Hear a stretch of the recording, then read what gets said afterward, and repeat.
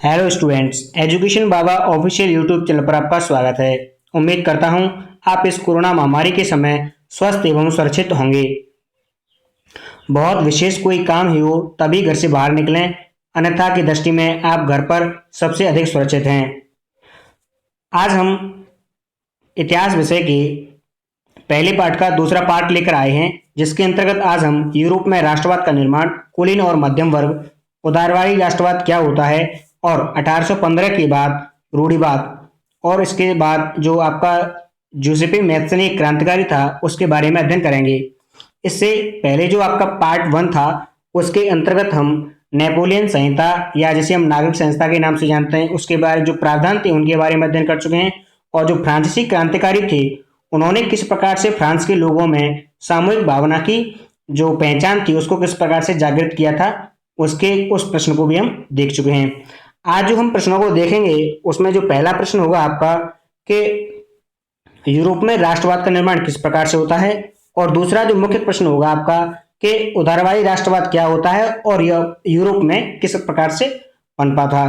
तो सबसे पहले बात करते हैं हम यूरोप में राष्ट्रवाद का निर्माण।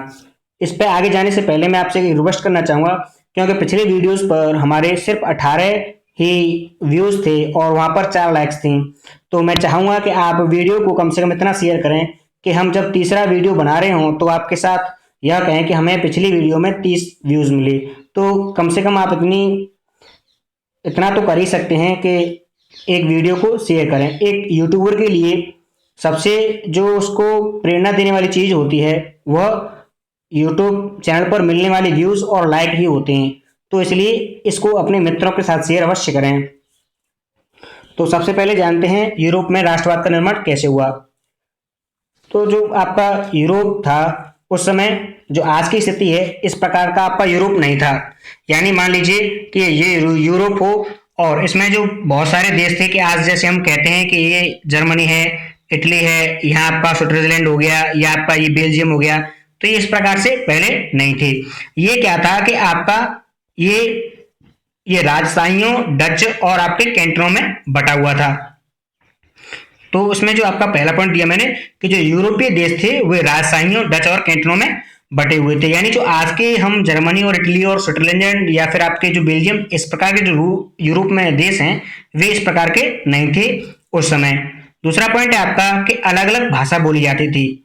ये जो क्षेत्र थे इनमें अलग अलग प्रकार की भाषा बोली जाती थी, क्योंकि इनमें अलग अलग जो इलाके थे इनमें अलग अलग प्रकार के लोग रहते थे। वे क्या थे कि वे अपने आप को एक सामूहिक पहचान या किसी समान जो संस्कृति होती है उसका भागीदार नहीं मानते थे, और इससे क्या था कि वे अलग अलग भाषाएं बोलते थे, यानी उनकी सभी की भाषाएं अलग अलग थी, और जो उनकी जो जातियां थी वे भी विभिन्न जातियों के सदस्य थे। नेक्स्ट इसमें कि जो राजनीतिक रूप से एक स्वरूप में नहीं बांधा जा सकता था।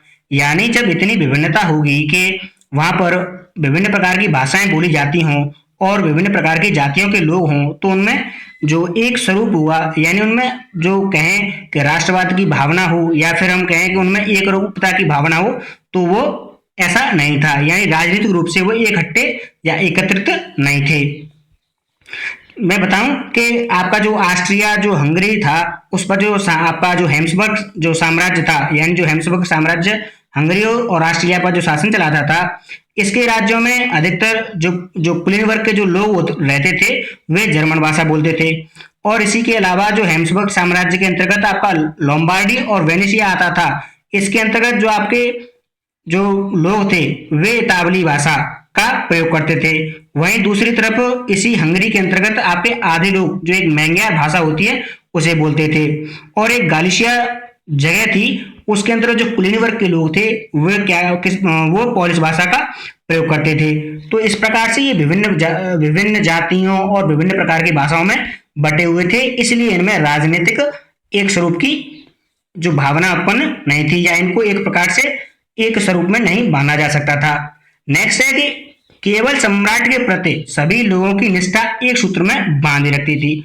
अब जब ये इनको एक सूत्र में नहीं बांधा जा सकता था, यानी राजनीतिक रूप से ये एक स्वरूप में नहीं बांधे जा सकते थे, तो ये किस प्रकार से एक रह रहे थे, तो केवल और केवल इनके ऊपर जो शासन करने वाले सम्राट या राजा होते थे, ये उन राजाओं के प्रति ये एक तरह से निष्ठापूर्वक निष्ठित होते थे। यानी जो आपके राजनीतिक रूप से जो इनके अंतर्गत एक रूपता की भावना थी, वे आपस में जो भांति थी वह केवल और केवल जो सम्राट होता था उसके प्रति जो निष्ठा होती थी वही इनको एक रूप में बांधी थी। जैसे कि हम मान लें आज के परिदृश्य में, जैसे हम मोदी जी को लें तो 2014 में चुनाव हुए, 2019 में चुनाव हुए, तो हमारे देश में क्या हुआ कि इकट्ठे जैसे कि विभिन्न पॉलिटिकल पार्टियां हैं, लेकिन कि जब उन्हें एक नेता चुनना था या फिर हमें देश का प्रधानमंत्री चुनना था,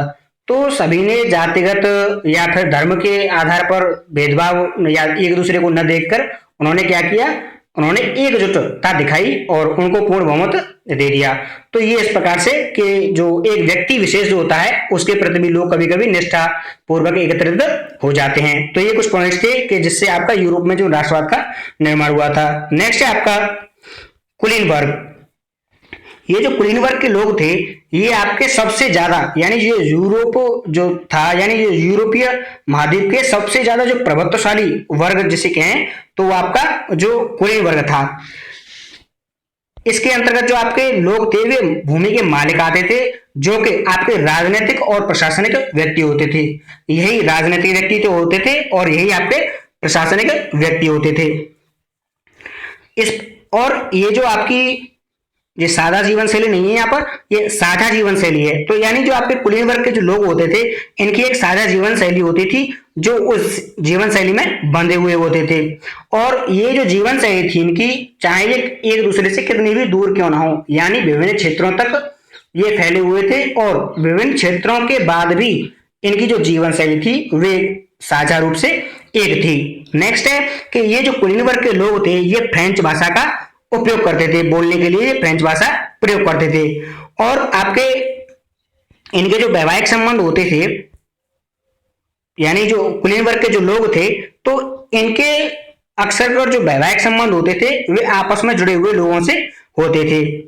लेकिन इसमें यह क्या था कि जो कुलीन वर्ग की जो जनसंख्या थी वो बहुत कम थी और इस कुलीन वर्ग के अंतर्गत जो लोग आते थे वे लोग अधिकतर किसान होते थे। तो ये हुआ आपका कि कुलीन वर्ग उस समय जो यूरोप में राष्ट्रवाद का निर्माण हो रहा था, तो उस समय आपका कुलीन वर्ग के अंतर्गत किस प्रकार के लोग आते थे, उनकी जीवन शैली कैसी थी और वे किस भाषा का प्रयोग करते थे, उनकी जनसंख्या कितनी थी। नेक्स्ट है आपका कि मध्यम वर्ग। अब मध्यम वर्ग किस प्रकार के व्यक्तियों से मिलकर बना था, तो जो आपके मध्यम वर्ग के जो लोग थे इसमें के मध्यम वर्ग के अंतर्गत औद्योगिक उत्पादन और व्यापार करने से क्या हुआ कि एक नए वर्ग का उदय हो गया। और इस जो उदय हुआ इसके अंतर्गत आपके जो श्रमिक वर्ग था, मध्यम वर्ग जो उद्योगपति थे यानी छोटे छोटे उद्योगपति और जो व्यापारी थे, यानी और इसके साथ साथ जो आपके सेवा कर्मी होते हैं, यानी राज्य सरकार में या उस समय कहें हम कि राजाओं के अंतर्गत जो भी काम करते थे लोग,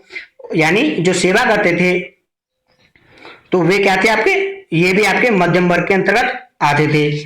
और कुलीन विशेषाधिकारों की समाप्ति के बाद राष्ट्रीय एकता के विचार, जब यूरोपीय जो देश थे इनमें कुलीन विशेषाधिकार की समाप्ति हो गई तो उसके बाद शिक्षित और जो उदारवादी थे तो उनके बीच में एक राष्ट्रीय जो भावना थी या राष्ट्रीय भावना के जो विचार थे वे लोकप्रिय हुए। तो ये किन लोगों के बीच में हुए, मध्यम वर्ग के लोगों के बीच में। नेक्स्ट पॉइंट आता है आपका कि उदारवादी राष्ट्रवाद क्या होता है। तो सबसे पहले हम ये समझ लें कि जो उदारवादी होते हैं ये क्या होता है, यानी उदारवाद क्या होता है। तो उदारवादी लोग वे होते हैं जो समान रूप से एक दूसरे को स्वतंत्रता और कानून के समक्ष एक समान देखते हैं। तो अब इसी को हम यहां देखेंगे कि उदारवादी राष्ट्र कैसे था यूरोप में। तो जो आपका जो उदारवाद जो है वह आपका लिबरलिज्म शब्द से बना है, जो कि आपके लैटिन भाषा के लाइबर पर आधारित है। और जो आपका लिबरलिज्म जो अर्थ है इसका, यानी इसका जो अर्थ है वो होता है आजाद, यानी खुलापन या स्वतंत्रता जिसे हम कहें। तो इसमें जो आपके उदारवादी जो लोग थे वे व्यक्तियों के लिए आजादी और कानून के समक्ष सबकी बराबरी चाहते थे और सभी के प्रति उनका क्या था कि ये जो आपके होते थे, जो उदारवादी लोग होते थे, वे निजी संपत्ति के मालिक यानी वो निजी संपत्ति के पक्षधर होते थे। और जो आपके उदारवादी लोग थे, ये जो आपका जो मताधिकार जो होता है उसके सबके पक्ष में नहीं थे, यानी सब लोग आकर मताधिकार का अपना प्रयोग करें इसके वे विरुद्ध थे, यानी सिर्फ और सिर्फ कुछ लोग ही आपके वोट देने का अधिकार उनको मिले, इसी बात पर वे जोर रहता था। और जो आपके फ्रांसीसी क्रांति हुई थी, फ्रांसीसी क्रांति के बाद से जो उदारवाद, निरंकुश शासक और जो पादरी वर्ग के जो विशेषाधिकारों की समाप्ति हुई थी, यानी संविधान तथा संसदीय प्रतिनिधि जो इस प्रकार की जो व्यवस्था के जो पक्षधर थे, वो वे लोग भी मताधिकार के पक्ष में नहीं थे, यानी जो उदारवादी लोग थे वे भी। नेक्स्ट है आपका कि मताधिकार फ्रांस में, यानी जो आपका जो राष्ट्रवाद का सबसे पहले जो राष्ट्रवाद का प्रयोग हुआ था वो आपका फ्रांस में हुआ था। फ्रांस में जब राष्ट्रवाद का प्रयोग हुआ था तो वहां भी जो कुछ आपके जो संपत्तिवान जो लोग होते थे, सिर्फ उन्हीं को वहां पर वोट डालने का अधिकार था। तो इसमें आगे है संपत्तिवान पुरुषों को अधिकार। और ये लोग क्या, जो आपके उदारवादी लोग होते थे, ये भी चाहते थे कि सिर्फ और सिर्फ उन्हीं लोगों को जो संपत्तिवान हों और एक विशेष वर्ग से आते हों, उन्हीं को ये वोट दे, यानी मताधिकार देना चाहते थे। उसके बाद है कि जैकोबिन के सदस्य सभी वयस्कों को मताधिकार प्राप्त था। ये बात हो रही है आपकी जो फ्रांसीसी क्रांति हुई थी, वहां जब उस समय जो जैकोबिन क्लबों की स्थापना हुई थी, तो उस समय जो भी जितने भी वयस्क जो लोग होते थे, उनको सभी को मताधिकार का मत प्राप्त था। लेकिन उस समय भी आपके जो महिलाएं होती थी, जो महिला आंदोलन यहाँ पे लिखा हुआ है, तो वहां पे जो नेपोलियन संहिता का जो वहां पर लागू हुई थी, तो उसमें जो महिलाओं को वोट देने का अधिकार मिला था। लेकिन जैसे ही आपके वोट देने का अधिकार नहीं मिला था, लेकिन जैसे ही आपके जो आपकी 19वीं शताब्दी जो शुरू हुई और जो संपत्ति विहीन पुरुषों ने और जो महिलाएं थी, उन्होंने अपने वोटों के अधिकार के लिए यानी मताधिकार के लिए क्या करना शुरू कर दिया, उन्होंने आंदोलन करने शुरू कर दिए, जिससे कि उन्हें भी मताधिकार मिल सके। नेक्स्ट है इसमें आपका कि रूढ़िवाद। अब रूढ़िवाद क्या होता है, सबसे पहले हम समझेंगे कि रूढ़िवाद जो शब्द है वे किस प्रकार से, यानी उसका क्या अर्थ होता है। यानी जो रूढ़िवाद शब्द है उसके अंतर्गत रूढ़िवाद से एक यह तात्पर्य होता है कि यह इस प्रकार का एक दर्शन या जो परंपरा होती है कि इसमें जो आपकी जो पुरानी रीति रिवाज या स्थापित जो संस्थाएं होती हैं उन्हीं पर जोर दिया जाता है। यानी ये क्या करते हैं कि इसके अंतर्गत जो रूढ़िवादी जो लोग होते हैं या जो रूढ़िवाद होता है, इसके अंतर्गत जो तेजी से जो विकास होता है उसको ये नहीं चाहते। अगर हाँ, लेकिन ये क्रमिक विकास धीरे धीरे अपने जो बदलाव है या जो विकास है उसको प्राथमिकता देते हैं। तो इसमें सबसे पहले जो रूढ़िवादी लोग थे, 1815 के बाद जो आपके नेपोलियन की हार हो जाती है, तो उसके बाद जो रूढ़िवादी लोग हैं वे अपना शासन व्यवस्था पर कब्जा कर लेते हैं। तो उसके बाद क्या करते हैं कि ये पारंपरिक जो संस्थाएं थी उनको ये दोबारा से स्थापित करना चाहते हैं। जैसे कि उस समय जो राजतंत्र होता था, चर्च होता था, समाज में ऊंच नीच थी, उस और जो आपको संपत्ति और जो परिवार को बनाए रखना चाहिए था, जो इस प्रकार के अधिकार थे, वे जो आपके रूढ़िवादी लोग थे ये चाहते थे उसको। लेकिन कुछ जो आपके रूढ़िवादी लोग थे वे नेपोलियन द्वारा जो परिवर्तन किए गए थे, यहाँ ये ध्यान रखने वाली बात है, इन रूढ़िवादी लोगों के अंतर्गत भी कुछ इस प्रकार के हम इन्हें कह सकते हैं उदारवादी रूढ़िवादी, यानी दोनों तरह के जिनमें गुण थे।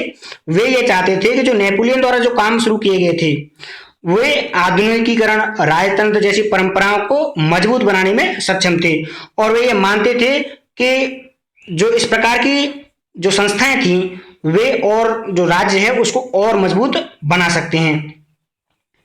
नेक्स्ट है आपका कि वियना संधि 1815 में नेपोलियन की हार।